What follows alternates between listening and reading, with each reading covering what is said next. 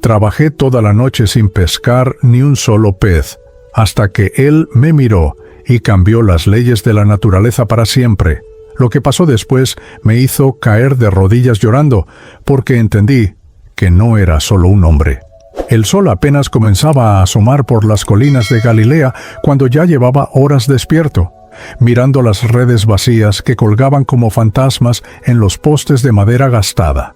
Mis manos, ásperas por años de trabajo, temblaban mientras enrollaba una vez más las cuerdas húmedas que no habían atrapado ni un solo pez en toda la noche. Cafarnaúm despertaba lentamente a mis espaldas. Podía escuchar los primeros pasos de los comerciantes preparando sus puestos, el murmullo lejano de las mujeres que comenzaban a encender el fuego para el pan del día, y el suave chapoteo del agua contra los cascos de las barcas que se mecían en el puerto.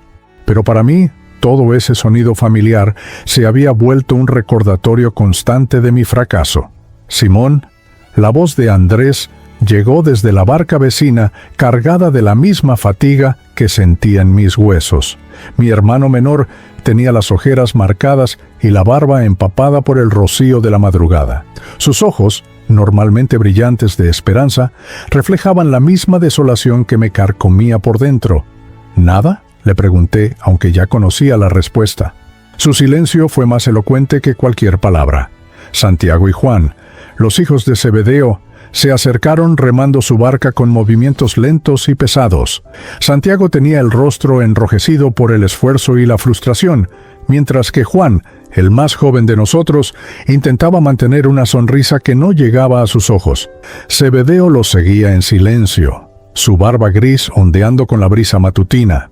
Era un hombre de pocas palabras, pero su mirada decía todo lo que necesitaba saber. Otra noche perdida, otra oportunidad desperdiciada. Las aguas del mar de Galilea se extendían ante nosotros como un espejo quebrado, reflejando los primeros rayos dorados del amanecer. Era hermoso y cruel a la vez. Estas mismas aguas que habían alimentado a nuestras familias durante generaciones, ahora parecían haberse vuelto estériles, como si alguna maldición invisible hubiera caído sobre ellas. Me senté en el borde de mi barca, sintiendo cómo la madera húmeda empapaba mi túnica. La brisa fresca del lago me golpeaba el rostro, llevando consigo el aroma salado del agua y el olor terroso de las algas que se acumulaban en la orilla. A lo lejos podía ver las primeras columnas de humo elevándose desde las chimeneas de las casas de piedra blanca, que salpicaban las colinas. La vida continuaba su curso normal, ajena a la desesperación que me ahogaba. Cerré los ojos y traté de recordar tiempos mejores. Podía ver a mi padre, con sus manos enormes y callosas, enseñándome a lanzar la red con precisión. La paciencia, Simón, me decía mientras sus ojos brillaban con la sabiduría de años en el agua. El lago da cuando está listo para dar, no cuando nosotros queremos tomar. Pero ¿qué sucede cuando el lago se queda en silencio por días? ¿Qué sucede cuando la paciencia se convierte en desesperación? Un grupo de gaviotas pasó volando sobre nuestras cabezas. Sus graznidos agudos cortando el aire matutino siguieron su camino hacia el este, donde otros pescadores más afortunados habían encontrado su sustento.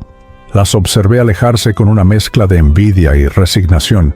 Andrés se acercó y se sentó a mi lado, sus pies descalzos colgando sobre el agua cristalina. Su presencia era un consuelo silencioso, una ancla en medio de la tormenta de pensamientos que azotaba mi mente. «¿Recuerdas cuando éramos niños?», murmuró, su voz apenas audible por encima del suave murmullo del agua. Creíamos que el lago era mágico, que tenía vida propia. Sonreí débilmente, recordando esas tardes de verano cuando corríamos descalzos por la playa de Guijarros, persiguiendo a los cangrejos entre las rocas y soñando con ser los mejores pescadores de todo Galilea. La inocencia de esos días parecía ahora una vida diferente, como si hubiera pertenecido a otra persona. El puerto comenzaba a llenarse de actividad. Los comerciantes llegaban con sus caravanas cargadas de especias, telas y herramientas. El aroma del pan recién horneado se mezclaba con el olor a pescado que emanaba de las barcas más exitosas que regresaban de otras partes del lago. Mujeres con cántaros de barro en la cabeza se dirigían al pozo central, sus conversaciones creando una melodía familiar que normalmente me consolaba, pero que hoy solo intensificaba mi sensación de vacío. La realidad se impuso con la fuerza de una ola fría. Las monedas en mi bolsa apenas alcanzaban para 2 días más. Mi esposa me esperaba en casa, y aunque nunca me lo diría directamente, yo podía ver la preocupación creciente en sus ojos cada vez que regresaba con las manos vacías. Cuando finalmente llegué a casa, el sol ya había escalado lo suficiente como para calentar las piedras del sendero que serpenteaba entre las casas de adobe de Cafarnaúm. Mis sandalias de cuero crujían con cada paso, cargadas con la arena húmeda que se había adherido durante la larga caminata desde el puerto. El sonido me recordaba constantemente mi fracaso, como si cada paso fuera una confesión de mi incompetencia. La puerta de madera de nuestra modesta casa estaba entreabierta y pude ver a mi esposa moviéndose en silencio por el interior. Su silueta se recortaba contra la luz dorada que se filtraba por la pequeña ventana del fondo. Llevaba su túnica azul, la que había tejido ella misma durante los primeros años de nuestro matrimonio, cuando aún creíamos que la prosperidad vendría naturalmente con el trabajo duro. Dudé antes de entrar. ¿Cómo le diría que, una vez más, regresaba sin nada? ¿Cómo le explicaría que el hombre en quien había puesto su fe y su futuro no era capaz de cumplir la promesa más básica de proveer para su hogar? Simón, su voz llegó suave desde el interior, como si hubiera sentido mi presencia. No había reproche en su tono, solo una resignación cansada que me partía el corazón más que cualquier grito o reclamo. Entré lentamente, dejando mi cesta de redes vacía junto a la entrada. El interior de nuestra casa era simple pero acogedor. Una mesa de madera oscura en el centro, 2 sillas que había tallado mi padre años atrás, y un pequeño hogar de piedra donde siempre ardía un fuego tenue. Las paredes de adobe estaban decoradas con algunos jarrones de barro que había heredado de mi madre, y en una esquina se alzaba el pequeño altar donde guardábamos las escrituras sagradas. Se acercó y me tomó las manos sin decir palabra. Sus dedos, delicados pero fuertes por el trabajo constante, exploraron las palmas de mis manos como si pudieran leer en ellas las historias de la noche. Encontraron solo la humedad del rocío y las marcas de las cuerdas vacías. «Habrá otras noches», murmuró, pero su sonrisa no lograba ocultar la preocupación que se acumulaba como nubes de tormenta en sus ojos marrones. Me dejé caer en una de las sillas, sintiendo el peso de la derrota en cada músculo de mi cuerpo. El aroma a pan recién horneado llenaba la habitación, pero mi estómago se había cerrado en un nudo de ansiedad que impedía cualquier pensamiento de comida. «Sara vino esta mañana», dijo mientras se sentaba frente a mí. Sara era la esposa del recaudador de impuestos, una mujer cuya lengua era tan afilada como su mirada. Preguntó por las monedas que debemos del mes pasado. Sus palabras cayeron sobre mí como piedras. Sabía que este momento llegaría, pero había estado posponiendo mentalmente la conversación, esperando que un milagro resolviera nuestros problemas antes de que la realidad nos alcanzara. «¿Cuánto tiempo tenemos?», pregunté, aunque temía la respuesta. «Hasta el final de la semana». El silencio se instaló entre nosotros como un visitante no deseado. Podía escuchar los sonidos familiares de Cafarnaúm filtrándose a través de las paredes. Niños jugando en la calle, el martilleo constante de Joaquín el herrero, el rebuzno ocasional de los burros que transportaban mercancías por el camino principal. Me levanté y caminé hacia la ventana. Desde allí podía ver parte del lago, cuya superficie brillaba como plata fundida bajo la luz del sol. Era hermoso e inalcanzable, como una promesa rota que se burlaba de mis intentos por comprenderla. «Mi padre nunca tuvo noches como estas», murmuré, más para mí mismo que para ella. Las aguas siempre respondían a su llamado. «Tu padre pescaba en tiempos diferentes», respondió con gentileza. «Las aguas han cambiado, Simón. Los peces migran por rutas que no conocemos. No es culpa tuya. Pero yo sabía que no era solo eso. Había algo más profundo, algo que iba más allá de las corrientes marinas o los ciclos naturales. Era como si el mismo lago hubiera perdido la fe en mí. Esa tarde, caminé por las calles de Cafarnaúm sin rumbo fijo. Pasé junto al taller de Natanael, donde el sonido rítmico de su martillo sobre el metal creaba una melodía hipnótica. Me detuve frente a la casa de Zebedeo, cuya familia había tenido mejor suerte que la nuestra en los últimos días, aunque no mucha más. El mercado estaba en plena actividad. Los comerciantes gritaban sus ofertas desde puestos coloridos cargados de frutas, vegetales, especias y telas. El aroma a cordero asado se mezclaba con el incienso que vendía el anciano Eleazar en su puesto de esquina. Familias enteras compraban sus provisiones diarias, sus voces creando un murmullo constante de vida y abundancia que me parecía ajeno, como si perteneciera a un mundo al que ya no tenía acceso. Un grupo de niños corrió a mi lado, persiguiendo una pelota hecha de trapos. Sus risas resonaron en las paredes de piedra de las casas, recordándome los días cuando yo tenía su edad y creía que todo en la vida era posible. Uno de ellos tropezó y cayó cerca de mis pies. Lo ayudé a levantarse y su sonrisa agradecida me atravesó como una flecha. ¿Qué clase de futuro le estaba dejando a la próxima generación si ni siquiera podía sostener a mi propia familia? Al atardecer, regresé al puerto una vez más.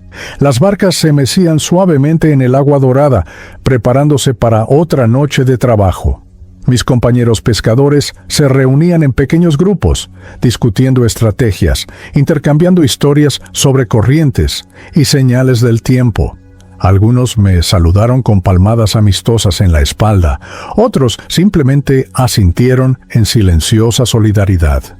Todos compartíamos la misma preocupación, el mismo temor que crecía con cada red vacía. El amanecer del día siguiente llegó con una bruma espesa que se alzaba desde el lago como fantasmas danzando. La niebla era tan densa que apenas podía distinguir la silueta de Andrés en la barca vecina. Habíamos estado trabajando desde antes del alba, lanzando las redes una y otra vez en diferentes lugares, siguiendo cada instinto que habíamos desarrollado a través de años de experiencia. Pero las redes subían vacías. El agua estaba extrañamente quieta, como si el lago mismo estuviera conteniendo la respiración. Ni siquiera las gaviotas se atrevían a volar cerca de la superficie. El silencio era tan profundo que podía escuchar el latido de mi propio corazón resonando en mis oídos como un tambor de guerra. Simón, Andrés remó hasta acercarse a mi barca. Su voz cortó a través de la bruma como un cuchillo. «Hay alguien en la orilla». Entrecerré los ojos y miré hacia donde señalaba. A través de la niebla, pude distinguir una figura solitaria de pie en la playa rocosa. Era difícil ver detalles a esta distancia, pero había algo en la postura de esa persona que irradiaba una calma extraordinaria, como si fuera inmune a la desesperación que nos consumía. La bruma comenzó a disiparse lentamente, revelando más detalles de la figura misteriosa. Era un hombre de estatura media, vestido con una túnica simple de color tierra. Sus brazos colgaban relajados a los costados, pero había una autoridad silenciosa en la forma en que se mantenía erguido, como si el mundo mismo se ordenara a su alrededor. «¿Quién es?», murmuró Santiago desde su barca, remando para acercarse a nosotros. Sus ojos entrecerrados trataban de enfocar la distancia. «No lo sé», respondí, pero algo en mi pecho se agitó con una sensación extraña, como si mi espíritu reconociera algo que mi mente aún no podía comprender. El hombre levantó una mano y nos hizo una seña. Su voz llegó clara a través del agua, cargando una autoridad natural que no necesitaba gritos para ser escuchada. «Hijos, ¿no tenéis algo de comer?». La pregunta me golpeó como un puño en el estómago. «¿Comida?». Llevábamos toda la noche sin atrapar ni un solo pez. La ironía de su pregunta habría sido cómica si no hubiera sido tan dolorosa. «No», le respondí, mi voz cargada de toda la frustración acumulada. «Hemos trabajado toda la noche y no hemos pescado nada». Esperaba que eso fuera suficiente para que el extraño siguiera su camino, pero en lugar de marcharse, dio un paso hacia el agua. Su voz llegó otra vez, esta vez con una calma que contrastaba totalmente con mi agitación. «Echad la red a la derecha de la barca, y hallaréis». Sus palabras flotaron sobre el agua como pétalos de flor. No había urgencia en su tono, no había súplica ni demanda. Era simplemente una declaración, como si estuviera describiendo algo que ya había visto suceder. Santiago soltó una risa amarga. «¿Quién se cree que es para decirnos cómo pescar?» Pero Andrés me miró con ojos brillantes. «¿Simón? Hay algo diferente en él». Tenía razón. Aunque no podía explicarlo con palabras, había algo en la presencia de ese hombre que desafiaba la lógica. Era como si el aire mismo hubiera cambiado desde que apareció en la orilla. La brisa se había vuelto más suave, el agua más transparente, y hasta el canto de los pájaros matutinos parecía más melodioso. Miré hacia la derecha de mi barca. Era exactamente el mismo lugar donde habíamos estado echando las redes toda la noche. No había nada diferente en esa porción del agua, nada que sugiriera que contuviera vida donde antes solo había vacío. Pero algo en la voz del extraño había tocado una cuerda profunda en mi ser. No era solo la autoridad que llevaban sus palabras, sino la compasión que había detrás de ellas. No nos estaba juzgando por nuestro fracaso. Simplemente nos estaba ofreciendo una oportunidad. «¿Qué tenemos que perder?», murmuré, tomando la red con manos temblorosas. Andrés asintió y me ayudó a preparar la red. Era pesada y familiar en mis manos, como una extensión de mi propio cuerpo después de tantos años de uso. Pero en este momento sintió diferente. Había una expectativa en el aire, una tensión que no podía explicar. Lancé la red hacia el lado derecho de la barca, exactamente como había hecho docenas de veces durante la noche. La malla se desplegó en el aire formando un círculo perfecto antes de hundirse en el agua con un chapoteo suave. Y esperamos.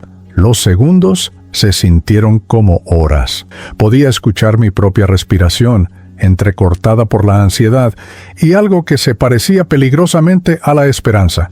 El agua se arremolinó alrededor de la red, creando pequeños círculos concéntricos que se expandían hacia la orilla. Entonces lo sentí. Un tirón, suave al principio, luego más fuerte, mucho más fuerte. «¡Andrés!», grité, luchando por mantener la red en mis manos. «¡Hay algo aquí!». Mi hermano se aferró al otro extremo de la red, sus ojos abiertos de par en par por la incredulidad. El tirón se intensificó, amenazando con arrastrarnos al agua. «¡Santiago! ¡Juan!», gritamos al unísono. «¡Venid a ayudarnos!». Pero cuando tratamos de subir la red, nos dimos cuenta de que no era solo algo, era todo. La red estaba tan llena de peces que las mallas comenzaron a romperse bajo el peso. Peces plateados saltaban y se retorcían, creando una sinfonía de chapoteos que llenó el aire matutino. Mi corazón se detuvo. En todos mis años de pesca, nunca había visto nada parecido. El peso era imposible.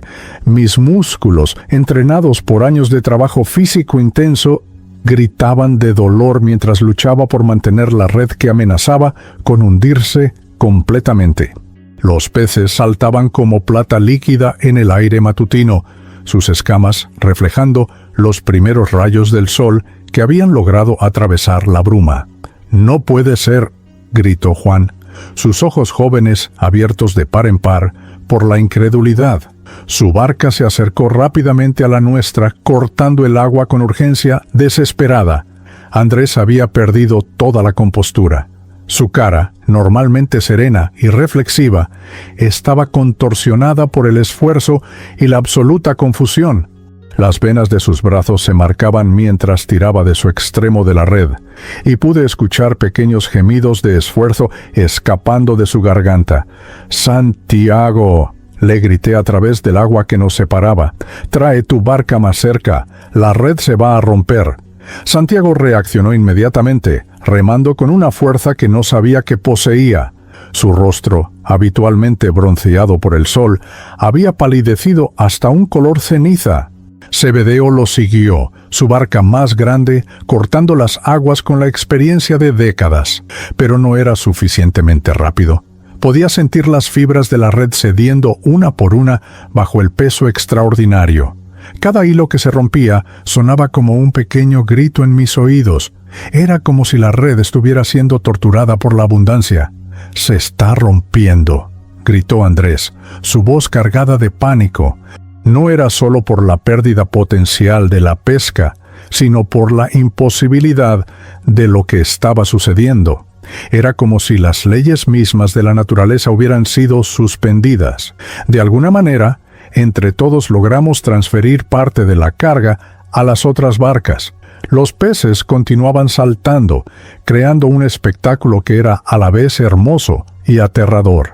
Había especies que reconocí: carpas doradas, peces de San Pedro con sus manchas distintivas, anguilas plateadas que se retorcían como serpientes de agua. Pero también había otros que no había visto nunca en estas aguas, como si hubieran llegado de las profundidades más remotas del lago.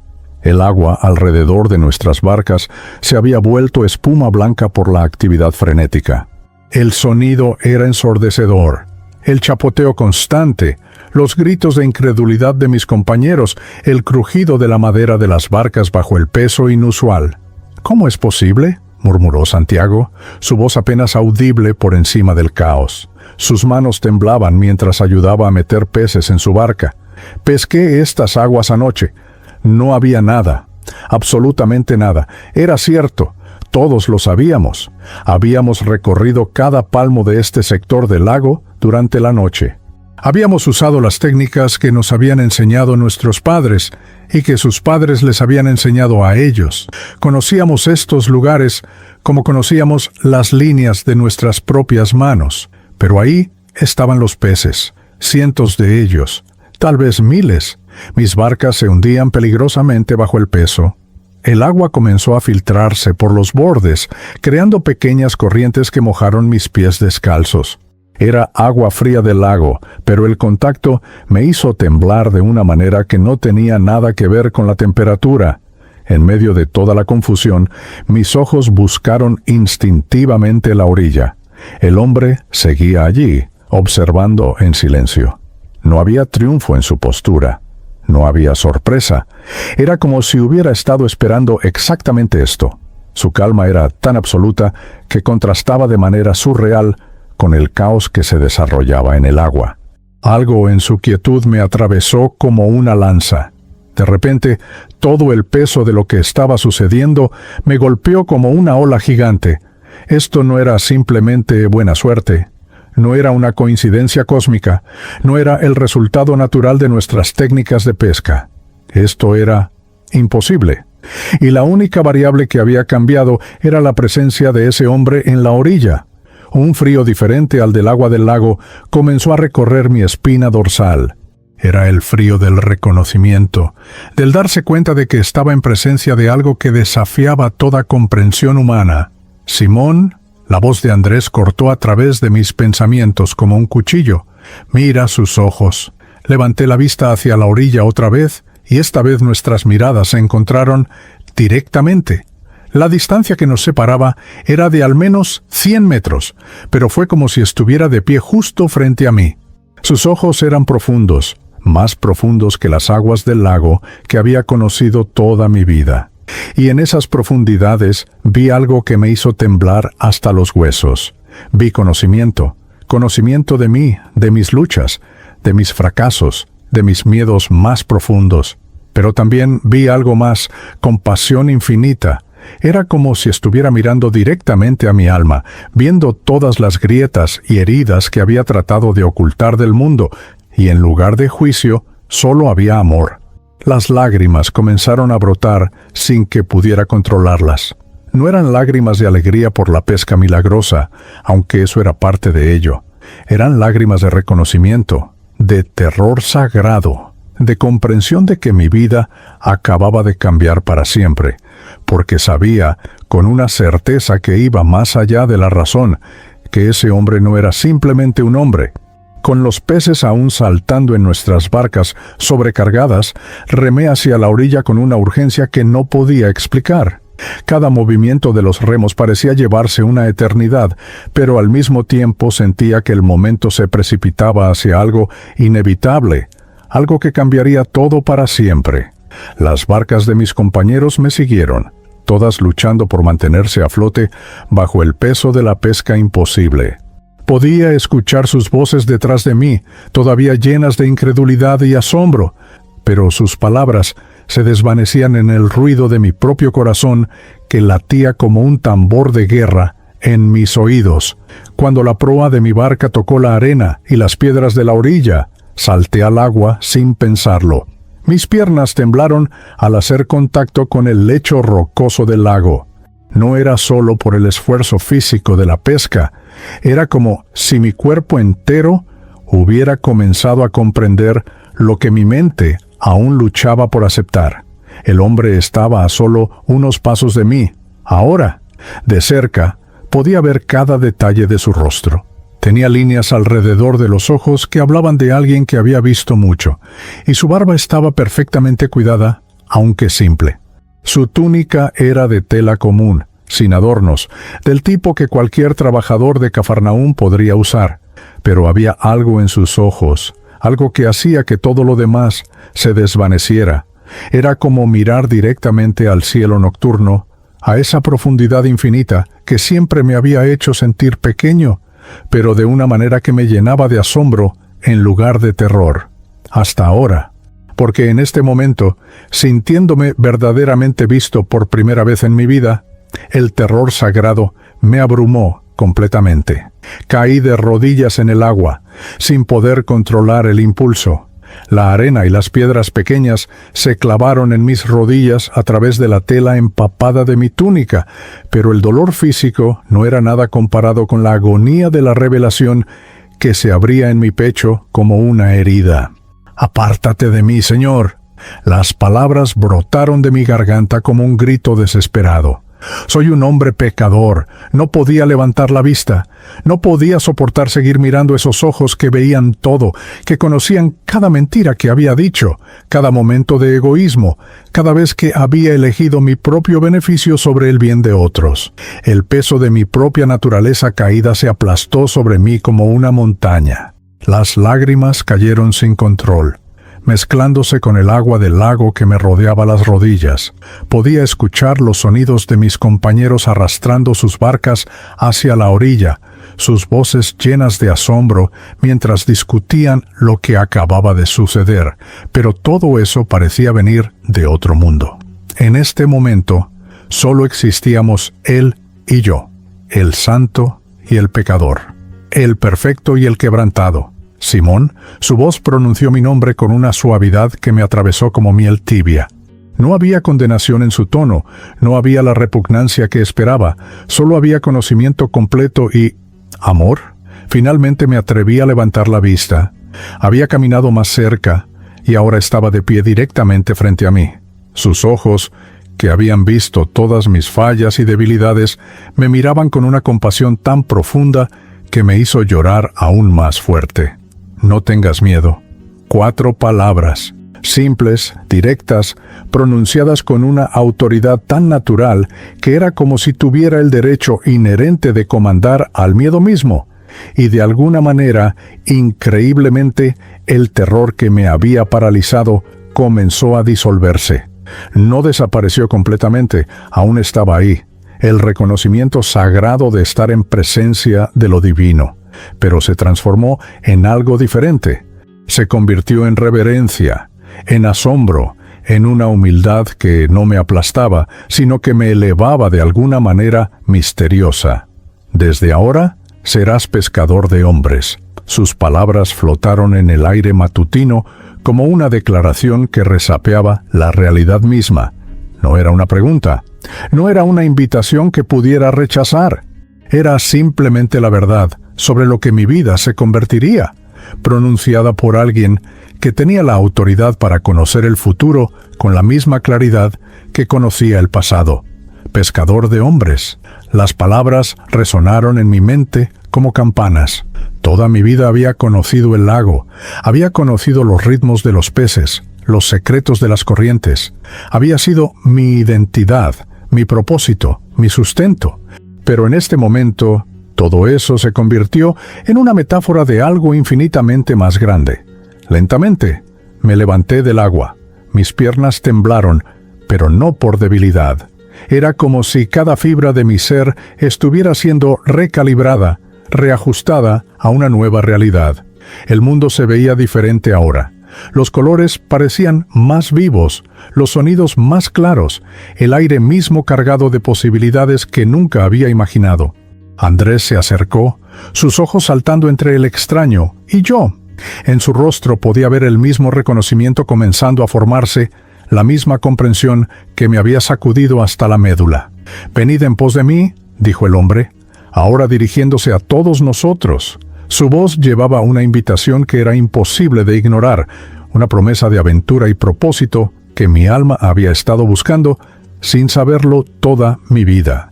Santiago y Juan se habían acercado también, dejando sus barcas llenas de peces como si fueran reliquias de una vida anterior. Zebedeo observaba desde más lejos, su rostro una mezcla de asombro y comprensión paterna de que sus hijos estaban a punto de embarcarse en un viaje que los cambiaría para siempre. Sin palabra, sin discusión, sin ni bien pensar en las consecuencias prácticas, dejamos nuestras redes. Las mismas redes que habían estado vacías toda la noche hasta que él apareció, las mismas redes que ahora se desbordaban con peces suficientes para alimentar a medio Cafarnaúm. Porque sabíamos que habíamos encontrado algo más valioso que todos los peces del mar de Galilea. Habíamos encontrado nuestro destino.